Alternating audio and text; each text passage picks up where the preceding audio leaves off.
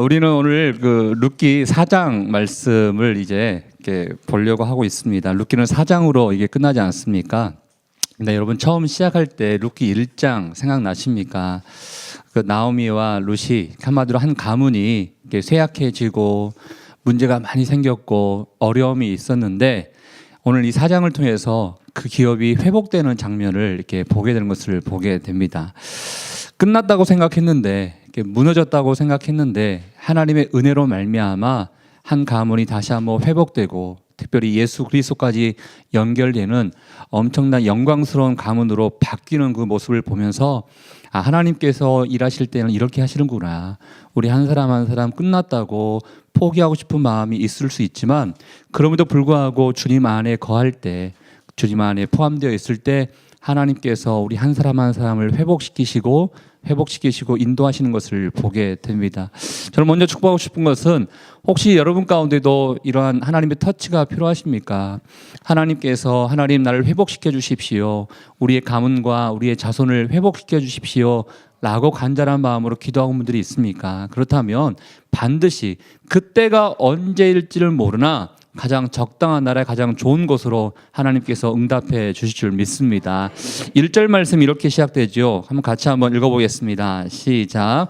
보아스가 성문으로 올라가서 거기에 앉아있더니 보아스가 말하던 기업 물을 자가 지나가는지나 보아스가 그에게 이르되 아무개여 이리로 와서 앉으라 하니 그가 와서 앉으매 보아스가 성문으로 올라가서 앉아있다라는 이야기로 이야기가 시작됩니다. 여러분 이 룻기의 말씀을 보면 한 5개 그런 장이 나오게 된 것을 보게 되는데 첫 번째는 모압 지방에서 이야기가 시작됐습니다. 두 번째로는 베들레헴으로 옮겨서 이야기가 시작되었죠. 세 번째로는 이삭을 줍기 위해서 밭으로 가게 된 것을 보게 되고 네 번째로는 이제 보아스와 룻과의 관계 안에서 타작 마당에서 이야기가 진행이 됩니다. 오늘 5번째 이 성문에서 이야기가 진행된 것을 보게 되는데 보아스가 왜 성문으로 갔습니까? 보아스가 성문으로 가게 된 것은 이 보아스가 약속한 대로 룻과 이제 합법적인 결혼을 하기 위해서 많은 사람들에게 그의 아내로 인정받기 위해서 성문으로 가게 된 것을 보게 됩니다. 그런데 결혼을 하는 입장에서는 뭐 그럴 수도 있겠지라고 생각할 수 있겠지만 그 당시 우리가 알고 있는 이 룻기의 시대는 사사기 시대입니다. 사사기 시대라는 것은 어떤 시대인가? 종교적으로 도덕적으로 많이 타락하고 있는 시대. 사사기 시대를 사람들이 어떻게 표현하고 있는가? 각자 자기의 소견대로 각자 자기가 옳다고 생각한 대로 마음대로 살았던 시대. 그 시대가 사사기 시대였습니다. 그렇다면 보아스의 마음 가운데도 그 당시의 분위기로 봤을 때는 본인이 원하는 마음이 있다 그러면 마음대로 취할 수도 있고 마음대로 얻을 수도 있었던 그 시대적인 환경이 있었습니다. 그럼에도 불구하고 보아스가 절차를 밟기 위해서 성문에서 기다리면서 절차를 밟고 있는 것을 우리에게 보여주고 있다는 것입니다. 결혼 생활을 하다 보면 결혼하기 전에 특별히 여성들이 남성들에게 원하는 것이 있습니다. 그것은 바로 프로포즈입니다. 근데 가만히 보면요, 안 해도 되는 게 프로포즈지만 꼭 해줘야 될 것 같은 게 또 프로포즈입니다. 법적으로 아무런 문제 없습니다. 그러나 안 하면 안 되기 때문에 남자들은 꼭 작더라도 프로포즈를 하고 결혼을 하게 된 것을 보게 됩니다. 아마 여기 계신 우리 형제님들 남자분들께서는 결혼했다 하면 다 했을 걸로 믿고 이야기를 하고 있습니다. 저도 마찬가지입니다. 저도 그런 이벤트라든지 이런 거를 잘 못하지만 그래도 뭔가를 해야 할 것 같아서 작은 프로포즈를 하고 결혼했던 사람입니다. 보아스가 어떻게 보면 이 절차를 밟기 위해서 성문으로 나아갔는데 이 절차는 제가 이야기를 보다 보니까 그 자신을 위한 것이 아니라 룻을 위한 것이 아니었는가라는 생각을 해보게 됩니다. 성문으로 가서 앉아 있었는데 마침 보아스가 말하던 기업 물을 자가 지나가는지라라고 되어 있습니다. 며칠 전 말씀을 통해서도 이야기되었지만 보아스는 이 고엘 제도에 있어서는 첫 번째 우선순위가 아니었기 때문에 나보다 더 가까운 친족이 있으니 내가 그에게 묻겠노라라고 이야기를 했었습니다. 마침 기업 물을 자가 지나가기에 와서 좀 앉아서 이야기 좀 하자라고 말합니다. 근데 그와 단둘이서만 이야기하는 것이 아니라 2절 말씀에 보니까 그 성읍의 장로 10명을 청하여서 또 앉게 합니다. 왜 10명을 청하였는가? 장로 10명이 청하는 것은 재판에 필요한 수였기 때문에, 정족 수였기 때문에 그 10명을 불러다 놓고 이제 합법적으로 절차를 밟아가면서 아내를 삼으려고 하고 있는 그 보아스의 마음을 볼 수가 있습니다.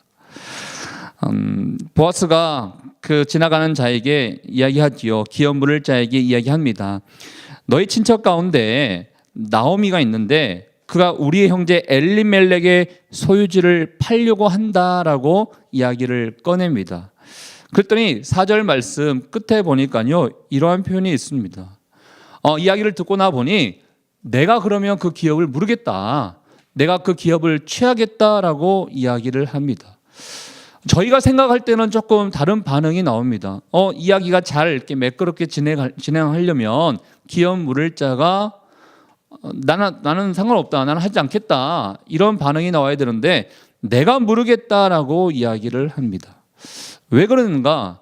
지금 고엘 제도로 봤을 때는 그 땅에 대해서만 이가 취하려고 하고 있기 때문에 경제적으로 조금 도움이 될 것 같으니 내가 물으겠다라고 이야기를 하고 있습니다. 그렇지만 보아스는 그가 생각하는 그 목적이 있지 않습니까? 내가 룻을 데리고 와야겠다, 내가 룻을 아내로 삼아야겠다는 그런 마음이 있었기 때문에 5절 말씀을 통해서 다시 한번 그 기업 물을 자에게 이야기를 합니다. 우리 5절 말씀 같이 읽겠습니다. 시작. 보아스가 이르되 미손에서 그 밭을 사는 날에 곧 죽은 자의 아내 모압 여인 룻에게 사서 그 죽은 자의 기업을 그의 이름으로 세워야 할지니라 하니, 보아스가 말하기를 그 땅만 취하면 되는 것이 아니라 그에게는 그 집안에는 과부가 있고 그 과부가 있는데 그 과부는 모압 여인입니다, 이방 여인입니다 라는 것을 이야기하니 그 기업 물자가 듣고 난 이후에 그렇게 되면 내가 뭔가 조금 손해가 볼 것 같구나, 이런 마음으로 6절 말씀을 통해서 이렇게 답변하게 된 것을 보게 됩니다. 6절도 같이 한번 읽어보겠습니다. 시작. 나는 내 기업에 손해가 있을 거다, 물지 못하노니 내가 물을 것을 물으라, 나는 물으지 못하겠노라. 그 기업을 이을 자가 손해가 날 것 같으니 내가 그 기업을 물으지 못하겠노라라고 다시 한번 보아스에게 던져버린 것을 보게 됩니다. 네, 사랑하는 여러분, 사실 여러분께서 이스라엘의 그런 역사라든지 율법에 대해서 조금 관심을 갖고 있다면 이 고엘 제도도 있지만 또 한편으로는 유대 수혼법이라는 게 또 있습니다. 유대 수혼법이라는 것이 무엇이냐면 기업을 내가 맡은 것도 있겠지만 특별히 그 형제가 죽고 난 이후에 그 동생이 그 다음 그 기업을 맡으면서 가는 법이 있습니다.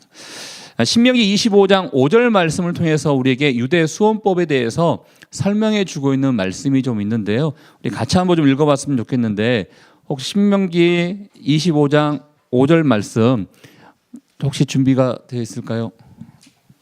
네, 혹시 자막이 혹시 준비가 되어 있으면 읽어보도록 하겠고요, 없으신 분들은 성경 말씀을 한번 찾아보시면 감사하겠습니다.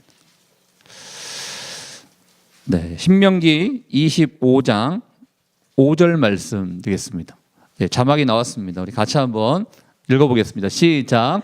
형제들이 함께 사는데 그중 하나가 죽고 아들이 없거든 그 죽은 자의 아내는 나가서 타인에게 시집가지 말 것이요, 그의 남편의 형제가 그에게로 들어가서 그를 맞이하여 아내로 삼아 그의 남편의 형제된 의무를 그에게 다 행할 것이요.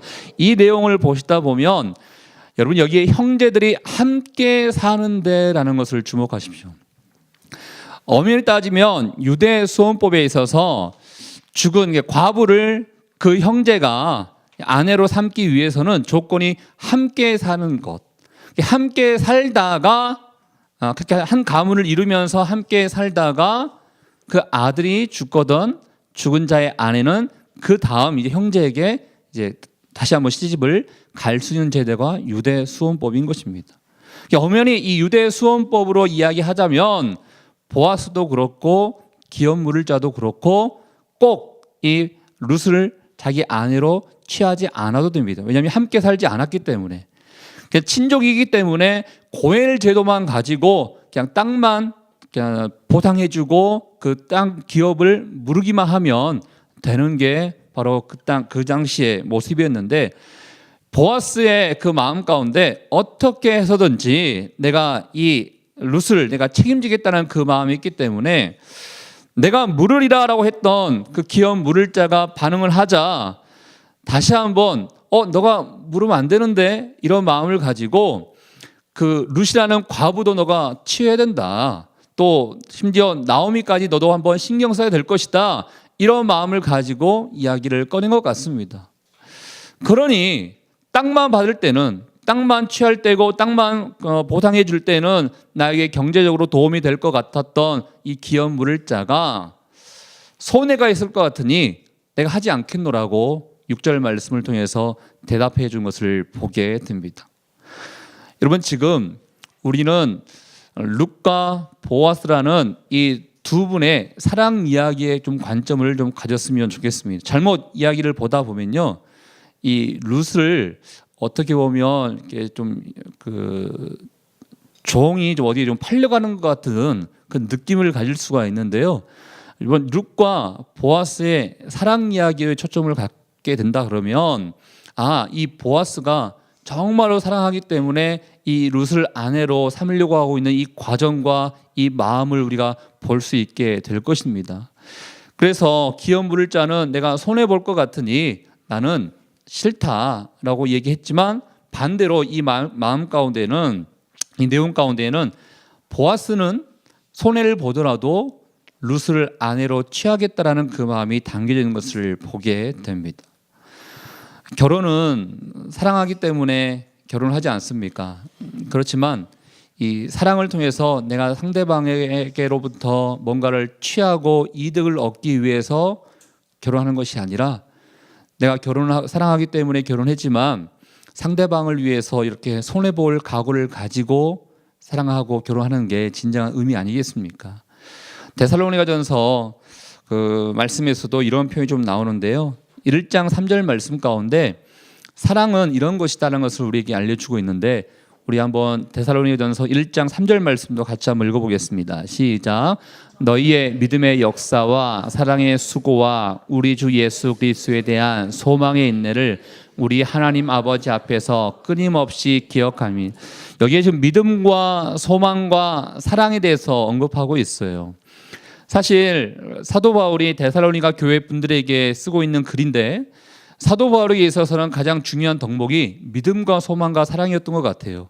그러다 보니까 고린도전서를 쓸 때도 믿음, 소망, 사랑을 언급하고 있고, 데살로니가 교회 사람들에게도 믿음과 소망과 사랑을 언급하고 있는 것을 보게 되는데, 오늘 말씀과 좀 연결해서 사랑에 대해서만 좀 보다 보면 바울이 생각했던 사랑은 무엇인가? 수고가 있다는 겁니다. 사랑에는 수고가 당연히 뒤따라야 된다는 것입니다. 여기 지금 부부들이 계시는데 왜 결혼했습니까? 결혼한 그 이유와 목적이 있을 것입니다. 내가 저 사람과 결혼을 하면 내가 뭔가 좋아지겠지, 물론 그런 마음을 가지고도 결혼하신 분이 있을 것입니다. 그렇지만 진정한 사랑의 의미를 생각해 본다 그러면, 내가 저 사람을 위해서 희생하리라, 내가 저 사람을 위해서 헌신하리라, 내가 저 사람을 위해서 수고하리라, 이런 마음을 갖는 게 진정한 사랑의 의미라는 것입니다. 기업 물을 자는 그런 걸 생각하지 않고 다가왔기 때문에 싫다는 것입니다. 그렇지만 보아스는 그런 각오가 되어 있기 때문에 내가 이것을 받아들일 마음이 있고 내가 책임지겠다라는 그런 마음을 가지고 나가고 있는 것을 보게 됩니다. 그래서 이제 보아스가 뜻대로 이제 아내를 취할 수 있을 것 같은 그런 마음이 들기 때문에 확실하게 공증을 받기 위해서 그 다음 절차를 받게 된 것을 보게 되는데요. 우리 7절과 8절 보면요, 이제 증명하는 전례가 있어서 또 그의 신을 이렇게 벗게 되는 것을 보게 되고요. 뿐만 아니라 9절 말씀을 통해서 선포하게 된 것을 보게 됩니다. 우리 9절과 10절 말씀 우리 같이 한번 읽어보겠습니다. 시작.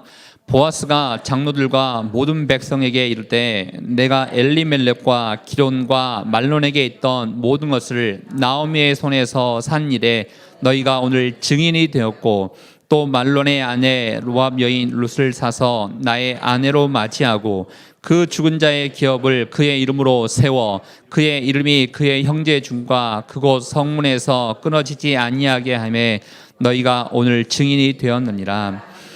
결혼식은 저는 이렇게 생각합니다. 결혼식도 사실은 법적으로 꼭 하지 않아도 됩니다. 혼인신고만 하면 아무런 문제가 되지 않습니다. 그렇지만 결혼식을 왜 합니까? 하객들과 하나님 앞에 이분은 나의 남편이요 이분은 나의 아내라는 것을 선포하기 위한 그런 절차가 아닌가, 예식이 아닌가라는 생각을 해보게 됩니다. 보아스가 지금 많은 사람들 앞에 이제 당신들이 증인이었으니 이 여인은 나의 아내입니다라는 것을 선포하고 있다는 것입니다. 이 아내가 누구입니까? 모압 여자입니다. 모압 여자이기 때문에 이스라엘 민족과 모압의 관계가 좋지 아니하는 관계인데, 좋지 아니하는 관계에도 불구하고 이 여인이 이 땅에서 아무런 불평등 없이 정말 한 가족처럼 잘 살기 위해서는 이 여자를 좀 띄워줄 필요가 있는 거예요. 한 가지 한 가지 그 모든 내용들이 자기 아내를 배려하고 있고 자기 아내를 위하는 것을 보게 된 것입니다. 많은 사람들 앞에 이 여인은 이제 나의 여자입니다. 우리 가문의 여자인 것입니다. 이제 많은 사람들에게 있어서 모압이라는 그 꼬리표를 떼기 위한 하나의 방법이 아닐까라는 생각을 해보게 되는데, 나의 아내로 맞이하게 된 것입니다라는 것을 많은 사람들에게 선포하게 됩니다. 그랬더니 이제 많은 장로님들과 주변 사람들이 이제 이 여인을 축복하고 이 가문을 축복하게 된 것을 보게 됩니다. 그 축복의 내용이 11절과 12절의 말씀 아니겠습니까? 우리 한 번 더 읽어보겠습니다. 시작.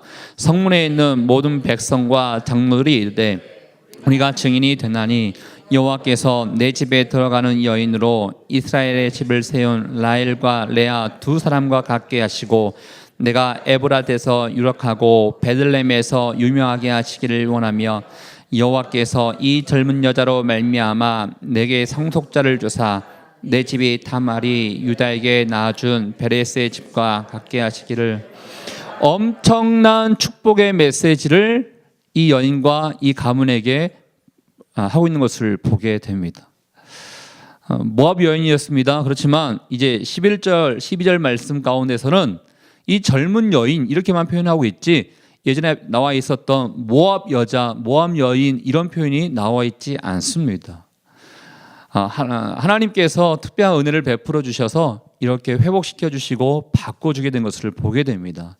뿐만 아니라 백성들로 하여금 장로들로 하여금 엄청난 축복을 받게 하시는데, 아시다시피 이제 다윗 왕을 통해서 또 예수 그리스도가 이 가문으로 말미암아 나오게 되는 것을 보지 않습니까? 이런 은혜가 이 가문 가운데 임했는데 그 과정 가운데 보아스의 헌신과 보아스의 배려와 보아스의 선한 마음이 있었기 때문에 가능하지 않았는가라는 생각을 해보게 됩니다. 우리는 또 오늘 하루 살아가는데 하나님께서 또 많은 사람들을 또 이렇게 만나게 하실 것입니다.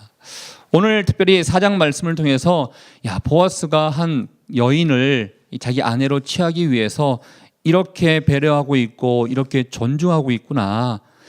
그러다 보니 이 가문이 축복을 받게 되었고 하나님 앞에 귀하게 쓰임받는 가문으로 연결되게 되었구나 것을 보게 됩니다. 하나님은 우리 각자 한 사람 한 사람이 이러한 사람이 되기를 원하고 있는 것 같습니다. 다른 사람들을 배려하고 존중함으로 인해서 축복의 통로가 되기를 우리에게 원하고 있다는 것입니다. 오늘 어떠한 사람들을 만나십니까? 또 만나는 사람들이 있을 것입니다. 그 리스트 안에 있는 사람들을 한번 생각해 보시면서 내가 내 입장에서만 내가 저 사람 만나고 저 사람 대화했을 때 혹시나 손해보지 않을까 이거 생각하는 것이 아니라 내가 정말 이 사람을 잘 사랑해야겠구나, 잘 섬겨야겠구나 이런 마음이 있다면 손해를 보더라도 배려하고 존중하는 마음 가지고 나아간다면 하나님께서 이 보아스와 이 룻의 가문을 축복해 주신 것처럼 여러분 인생을 축복해 주실 것입니다. 지금 당장 손해본다 하더라도 끝까지 손해보지 않을 것입니다. 지금 당장 손해본다 하더라도 결국은 하나님께서 더 큰 복으로 역사해 주실 것이라는 것입니다. 그 은혜가 오늘 하루의 삶 가운데, 아니 여러분의 일평생 삶 가운데 함께 할 수 있기를 주의 이름으로 축복합니다. 같이 한번 기도하도록 하겠습니다. 이 시간에 기도할 때 하나님께서 이 보아스의 섬김과 보아스의 배려와 보아스의 헌신을 통해서 우리가 어떠한 삶을 살아가야 되는지를 말씀해 주고 있는 것 같습니다. 내 눈앞에 보이는 손해 때문에 주저하고 있는 모습이 있지 않습니까? 다가가지 못하는 모습이 있지 않습니까? 하나님께서 나에게 허락하신 많은 사람들이 있는데 우리가 그 사람들을 만나게 된 그 이유는 그리스도의 사랑을 가지고 섬겨야 되고 또 배려해야 되고 헌신해야 되는 것이 바로 우리의 목적이요 우리의 존재의 이유가 될 수 있는 것입니다. 하나님, 우리의 마음 가운데 배려의 마음이 임하게 도와주십시오. 헌신의 마음이 임하게 도와주십시오. 나보다 상대방을 더 먼저 생각할 수 있는 그 마음이 임할 수 있도록 인도하여 주시사 하나님의 나라를 위한 축복의 통로로 주님 사용하여 주시옵소서. 그럴 때 지금 내 눈앞에 보이는 손해가 있다 하더라도 결국은 하나님의 더 큰 은혜가 더 큰 축복이 임하게 될 줄 믿사오니 이 놀라운 복음의 놀라운 역사심 가운데 맛볼 수 있는 우리 인생 될 수 있도록 인도하여 주시옵소서. 함께 주신 말씀을 생각하며 여러분 자신만을 위해서 함께 기도하며 나가도록 하겠습니다. 하나님 아버지 감사합니다. 오늘 보아스의 또 이 모든 절차를 밟아가는 그 내용을 바라보면서 하나님 어떠한 삶을 살아가야 할지를 우리에게 말씀해 주심에 주님 감사합니다. 하나님 아버지, 보아스는 이 절차를 밟아가면서도 그의 아내 룻을 생각하며 나가는 것을 보게 됩니다.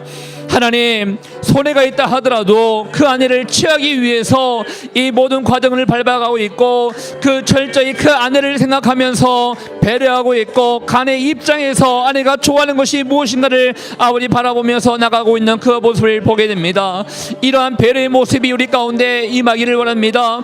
하나님, 헌신의 마음이 임하기를 원합니다. 사랑의 수고를 가지며 나갈 수 있는 인생이 될 수 있기를 원합니다. 말로만 사랑하는 것이 아니요 말로만 아버지 배려하는 것이 아니요 손해를 보더라도 수고함으로 말미암아 나갈 수 있는 인생 될 수 있도록 하나님 인도하여 주시옵소서. 우리의 모든 것을 알고 계신 하나님 아버지께서 우리 아버지 발걸음 인도해 줄 줄 믿습니다. 오늘 만나는 모든 사람들에게 이 사랑의 수고를 통하여 축복의 통로가 되기를 원하오니 주님 인도해 주시고 역사하여 주시옵소서. 주님께서 그렇게 인도해 줄 줄 믿습니다. 아버지의 마음을 가지고 나아갑니다. 오늘 우리에게 허락하시는 그 마음을 가지고 나아갑니다. 하나님 아버지의 영광을 받아 주시옵소서. 놀라운 역사심을 맛보는 인생 될 수 있도록 주님 인도하여 주시옵소서. 그렇게 하실 주님께 감사와 영광을 돌려드립니다. 주님 높임을 받아 주시옵소서. 주님 감사합니다.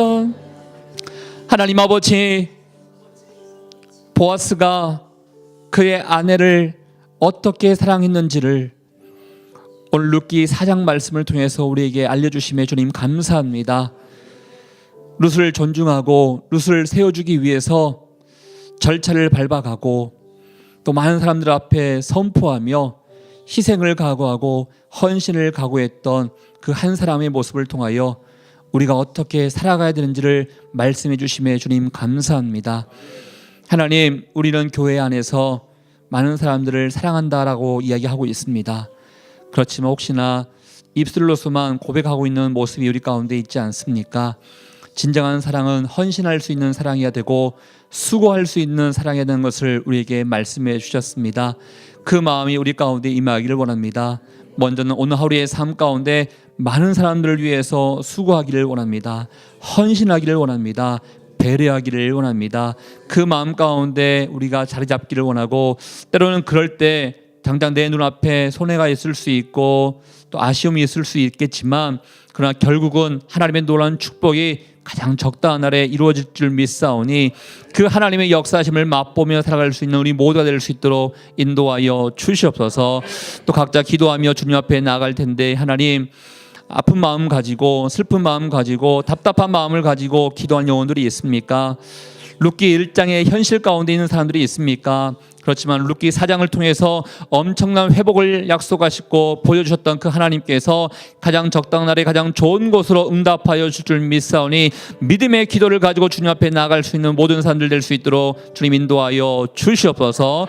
그렇게 하실 주님께 감사와 영광을 돌려드리오며 지금 이 시간 우리의 인생의 길과 진리와 생명 되시는 예수 그리스도의 은혜와 우리에게 회복을 약속해 주시고 보여주시는 우리 하나님 아버지의 그 사랑하심과 성령의 교통, 위로, 충만하심이 아버지의 마음을 품고 많은 사람들 만날 때마다 헌신하고 배려하고 섬기는 마음을 가지고 나가기를 원하는 주의 백성들 한 사람 한 사람 머리 위에 우리의 가정과 우리의 일터와 사람 살리는 교회 위에 이제부터 영원토록 함께하기를 간절히 축원하옵나이다. 아멘.